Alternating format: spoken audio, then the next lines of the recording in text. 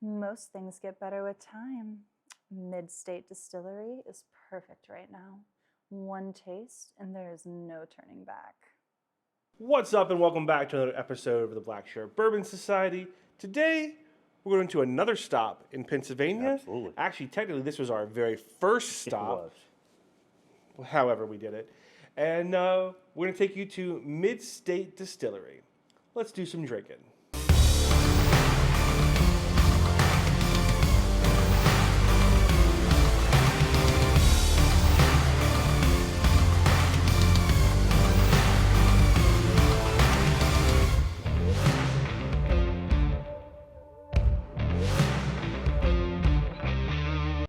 So Midstate Distilleries, this is Harrisburg's first distillery since Prohibition. Yep. They were established in 2016, and we got to visit their Hershey location at the Fresh Market Tasting Room, which was a really awesome farmer's market, a lot of Amish and goods, the incredible cinnamon rolls that Oh, we my actually had the goodness. next morning. I mean, just anything and everything you could imagine was there. I would have liked to have the pizza. I would have liked to have Yes. the sandwiches. Oh yeah, Yeah. yeah. Oh, and that candy that looks so good too. Yeah, but we were there at what, like 9 o'clock in the morning. We were on a strict schedule to get through our 7 tours of the day, which was great. And I'm glad that Scott got to walk us through our very first one. Now this was a Saturday morning. Yep. They were crazy busy. Again, we were kind of on a time crunch, but they probably sold, what, 20 or 30 of their pickleback Bloody Marys while we were sitting there? absolutely And they Scott was mixing them. He was talking to us about their different offerings. The other bartender, she was hustling just as much.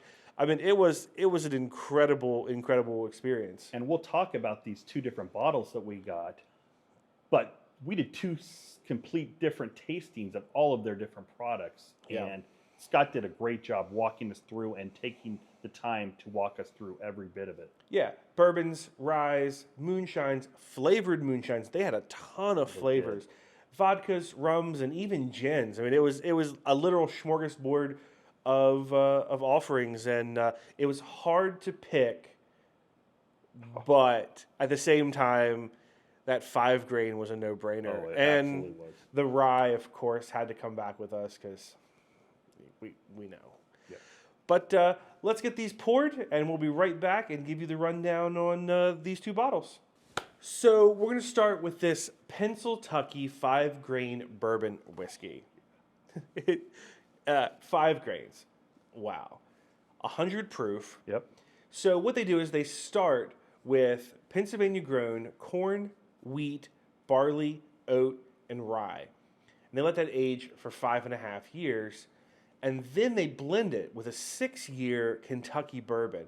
And I'll tell you what, I mean, it's so grain heavy It is. that it almost tastes like eating some cereal. I love it. Yeah, and I don't remember us having a bourbon that was a 5 grain. No. And we'll taste it, but that oat flavor was so pronounced. But, Yeah.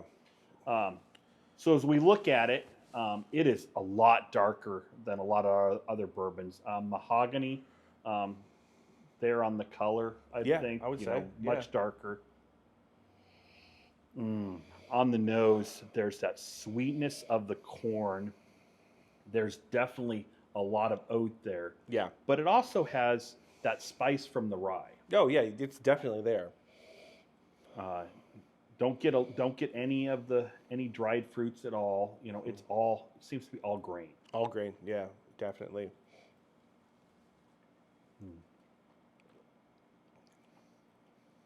So on the palate, definitely that sweetness of the corn. Get some caramel, maybe a little bit of vanilla. Yeah, a little bit, not a whole lot. No, but the oat is very pronounced. Yes. And I would say more of a medium finish with that rice spice, and maybe some baking spices as well. Yeah, that rye spice definitely slides down your throat. It does. It's really good. That's it's a complexity. And I think that's the reason why we like this one so much, is because it did have that complex flavor profile of it being a 5 grain. Yeah. Because they also did have the 4 grain. 4 grain, yeah. And I think Yep. it just didn't have oat. No. And I think the oat really added a next level to it. It did. But I'll tell you what, you can tell this is 100 proof. Oh, absolutely. It is warm from start to finish, and not in a bad way. So the Pennsylvania hug. Pennsylvania, Yeah. or is it Pennsyltucky hug? Pennsyltucky hug. Yeah. Cheers. Cheers. So definitely the second bottle had to be a rye. Oh, of course. There was no doubt that the second bottle was going to be a rye. Anytime that we're going to pick 2 or more and rye is an option, Yeah. rye is the only option for me. So they start off with their own distilled and aged rye whiskey, and then they blend with up to 2 different sources. So this bottle was from Indiana. Yep. So I'm going to go off script here and kind of throw something out that we have talked about and proposed for a future episode, but I might kind of hint around to this a little bit. So because this comes from another source, I wonder if this is an MGP product. Not sure, but it definitely comes. It's 50% from Indiana Yeah. and high rye. I'm going to throw our question out right now. Do you know what MGP is? Are you a fan? Have you ever had it? Do you have an opinion? Let us know in the comments below. Like I said, there's been some talk about an MGP episode coming up, and I think we have a pretty good handle on what we're going to do. Yeah. I think it's gonna be pretty cool. But back to the Mid-State, the flavor is incredible. It's 95% rye from Pennsylvania and 76% rye from Indiana. That 12% corn coming in Indiana adds a uniqueness to this that I was not expecting for such a low ratio. Yeah. So let's talk about it. Yeah. So 94 proof. On the color, definitely like a chestnut color, I think. Yeah. So on the nose, you get those rye spices. A little bit of sweetness, though. Yeah, a little bit. Yeah, there's definitely way more vanilla in this one than the last one. And maybe a little bit of a kind of like a barley on the nose, just a little bit. Yeah. There's kind of that scotchy, but not peated scotch. But yeah. So that'd be the barley. Yeah.